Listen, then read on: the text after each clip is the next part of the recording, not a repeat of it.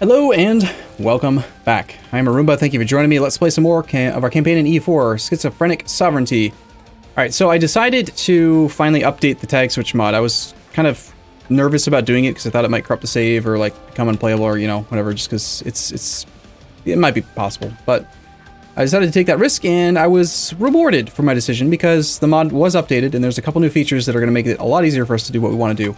First off, let's configure it to 10-year switches. Let's configure it to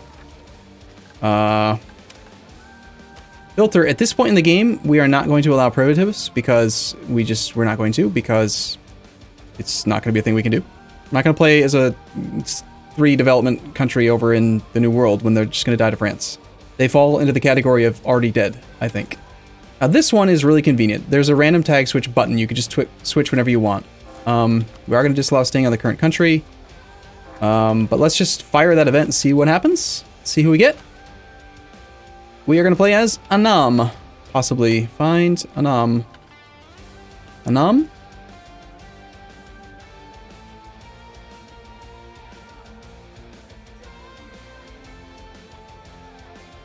Did I spell it wrong? A-N-N-A... I'm confused. Oh, Terra Incognita was already off, so why can I not find Anam? A-N-N-A-M. There they are. Now it's working. Okay. So Anam. The 1 province minor. 17 development. They are not a tributary under Ming, so they can't attack tributaries under Ming, which means they can only attack Champa or Langjiang, who are both massive.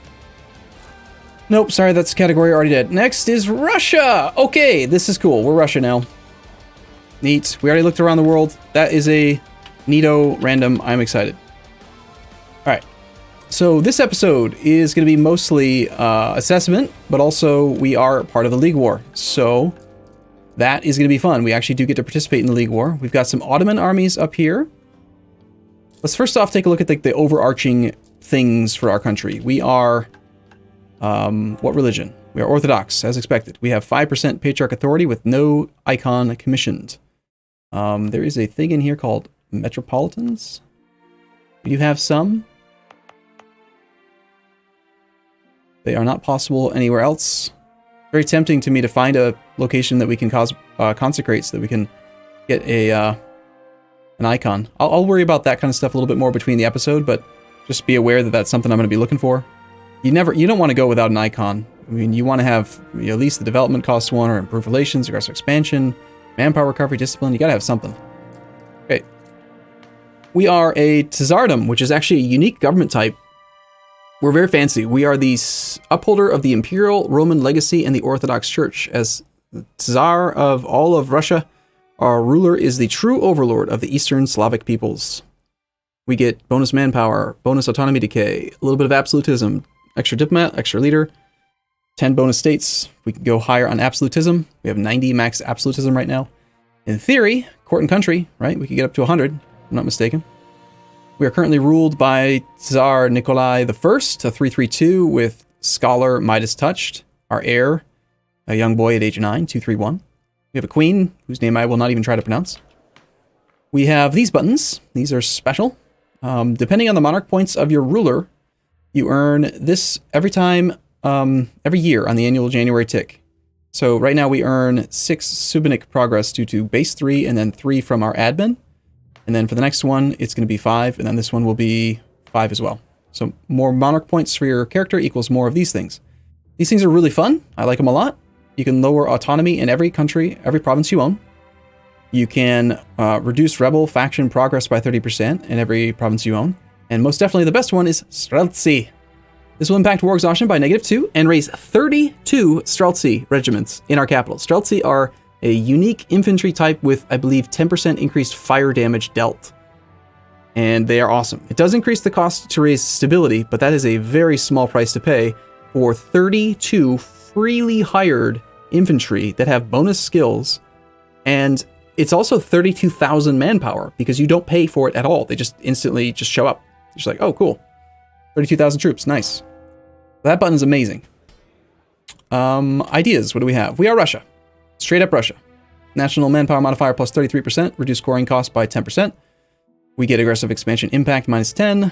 We can do this other unique Russian mechanic. We can automatically discover adjacent provinces when a colony is built, and we can establish these special things called Siberian frontiers, which we kind of talked about when we were looking around the world a while back.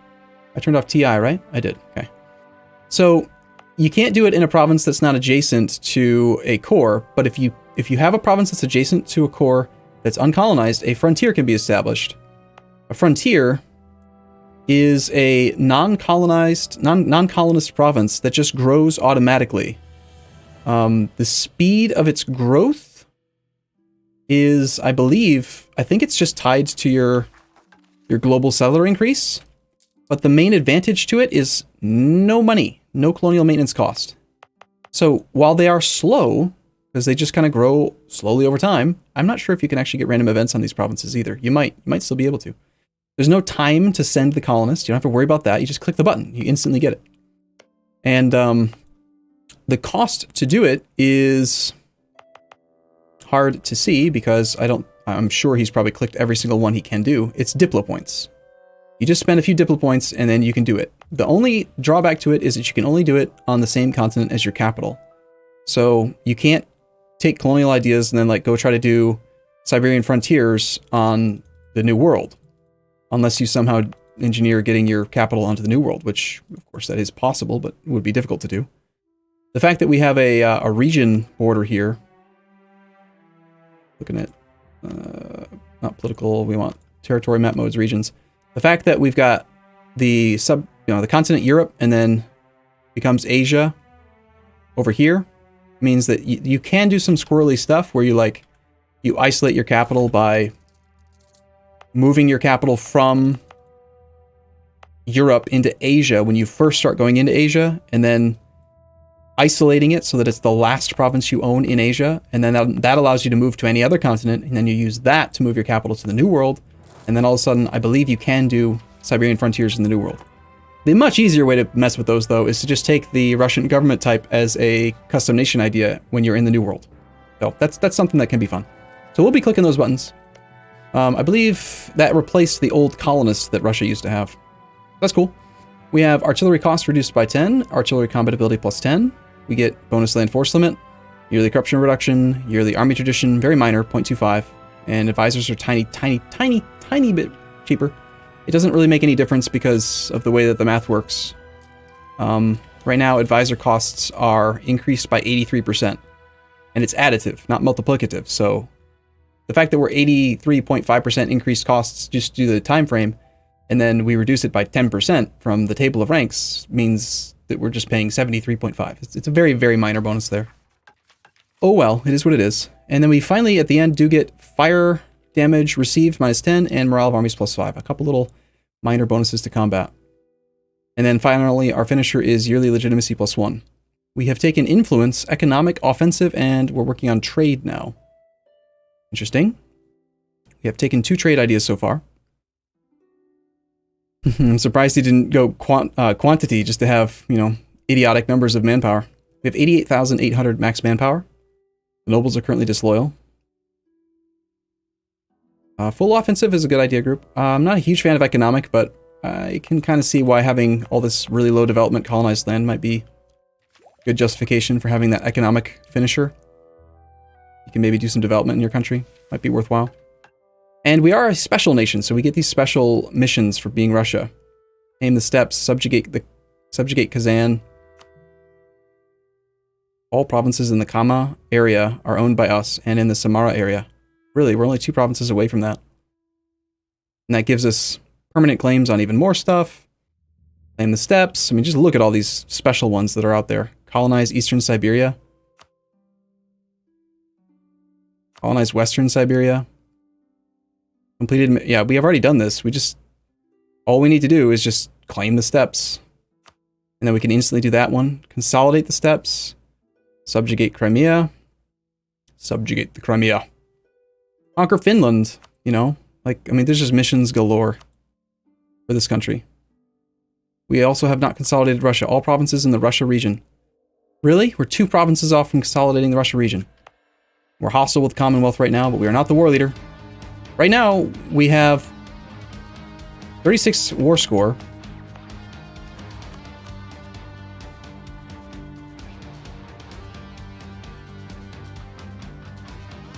We are on the side of the Catholics, and I had predicted at the end of the last episode that we might be on the winning side, but I might change my mind on that. The one thing I hadn't factored in before was that the participants on this side are a lot easier to knock out of the war than on our side.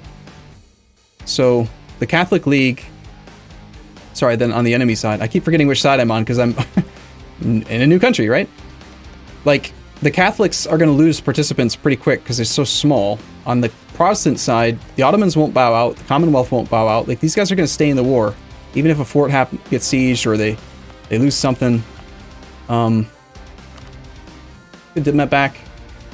Let's come back from Russia. Like, everything you were doing, I don't want it to be done I don't want it to be being done anymore. We have 100 spy network strength on Denmark. Denmark has Sweden as a subject. We have no claims on Sweden, though, despite having all this spy network strength. This is going to take me a long time to assess. I'll probably take a prolonged break between episodes to just really get ready for this, because this is a big country. What rank are we? 5th rank, great power. 718 development. There's a lot going on here. I could easily see making a Finland vassal over here being useful. We have a relationship slot open. We're allied with Baden. That's stupid. Why in the hell would Russia ally Baden, of all countries? We're also allied with Friesland, Theodoro, and Gazmuch. But why is the question? Like, we should be trying to ally the Ottomans. Well, they've rivaled us, but we should be trying to ally other great powers, like France. You want to be buddies? Let's attack from both sides here. Great Britain. Denmark and the Ottomans are the only two that have rivaled us. We've rivaled Denmark, Commonwealth, and the Ottomans. So who hates the Ottomans? No wonder we're on Austria's side, but like, how about instead of allying freaking Baden, why don't we actually ally the Emperor? I'm just saying, that would make a lot more sense. Doesn't make sense to me. Alright. Lots to consider here. We've got claims. One claim on Gotland. Expires at the end of the war. Can't fabricate claims while we're at war, so we can't just add them now. We don't need to be doing hostile trading in Novgorod. That's kind of, you know, where we make money. Let's do collect trade. Merchant in Novgorod makes sense to me. White Sea, collecting in the White Sea. We're making 18 ducats a month from trade, but because we're collecting in the White Sea, 1.5 ducats, we're missing out on any transfers bonus here, even though we have 3 merchants and could potentially have an extra 30% trade power multiplier and just squelch everyone else. No, he's doing it wrong. We want to steer in a different way. Alright, so provinces where we have trade power. We've got trade power in Novgorod. We've got quite a bit in Kazan. We have enough development that we have a full inland bonus. This money is going to go this way pretty much no matter what, and there's only a little bit that is being retained. A ducat here.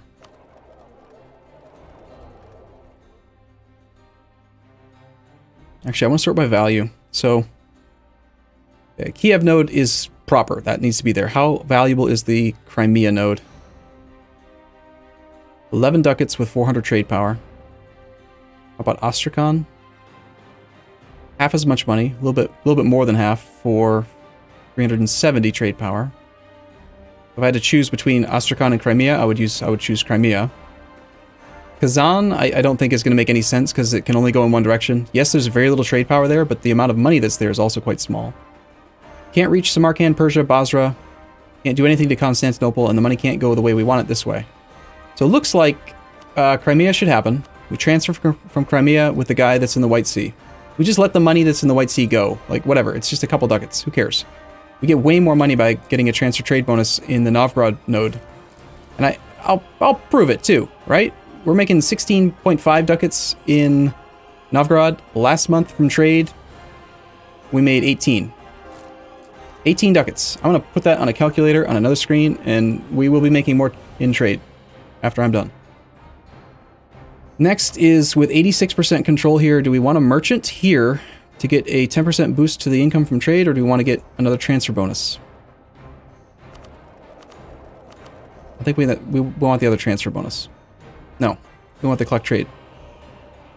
Yeah. All right, so we're done with merchants. Good. Next up, we got boats. We got troops. We have a lot of troops, 126,000 troops, 163 force limit. We can take decisions. First off, let's take a look at tag switch, make sure this is all right. I don't know if this remembers its settings or not, but I'm just gonna click the buttons that I'm familiar with. It does remember that. We need to turn that off. Okay. We can pass the Act of Uniformity. How is our religious unity? 94%? The Advancement of Religion Act. Institution spread. That's totally fine. Don't want to do that one.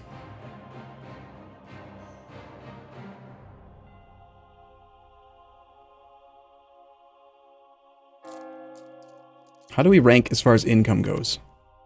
63 ducats a month. We're about on par with Aragon, who has half of our development.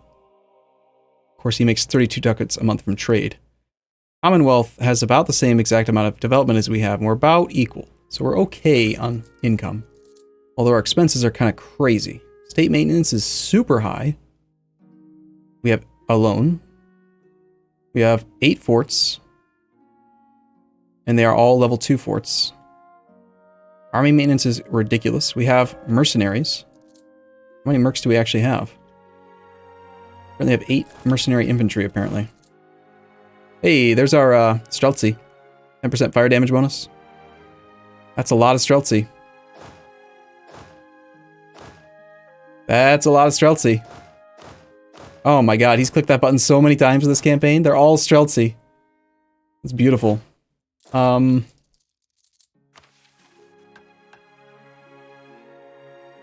mean, we haven't embraced this next institution, so if I click this, our institution embracement cost is going to go up by 10%. So we currently have a 15% reduction, which means 95 over 85 times the current price, 2275. That's like a 267 ducat cost. But we are converting things, I assume. We are actively converting with our one whole missionary down here. And religious unity is usually a concern. And we only have 1.8%, so yes, we should obviously turn on this edict so we can convert faster. And I think we will click that button. Now we suddenly have 3.8 assigned to the Cossacks. Oh, nice. That's right. We have extra. A fancy estate. One of my favorite other ones. I love the Dimi and I love the Cossacks. They're both great. Too many leaders. 5 out of 4. There's so much to do. There's so much to look at. This is awful, obviously. The fact that we are being caught out here. 15th. We can get away. I'm going to back off my armies and reassess like the entire war from my perspective. So, what kind of zone of control do we have? We've got a nice line here. We have a level 1 fort. That's a mistake. We got a wall here that is very safe, very impervious. So, let's rally behind the fort line with, like, literally every troop for the moment. We have a fort occupied. Lucky. Full garrison.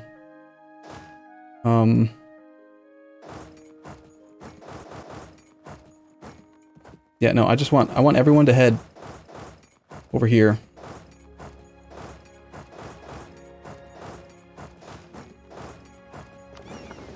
And these heavies, are we just not going to use the heavies? Are we scared of the Navy? There's 42 heavies out there total. Denmark owns 10. Great Britain owns 17. Sweden owns none. Is this Navy capable of fighting out here? Against those galleys? Probably not. So I'm just going to mothball the whole fleet. Save a little bit of money. Mercenaries, I don't like the fact that we're losing money. How are we doing on tech? We are behind on all 3 techs. And Monarch Point generation's pretty crap. And we're over the leader limit. We gotta get that fixed. We have an army way the hell down here. It's just pure infantry. We are totally Russia-ing it up, aren't we? Smart. Okay, come back. Join up. Let's go that way. Okay.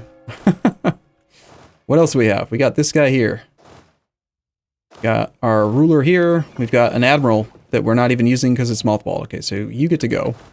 We'll keep the land units. I'm aware that we have loans. I'm aware that innovativeness is changing. Okay. Alright, I need to take some time. I need to take a lot of time here. I still have to assess estates. I want to assess army composition, which is... Never mind. Never mind, I'm good. I'm good. I don't need to assess army composition. We've got it figured out. Look at this. It's only 114 Streltsy.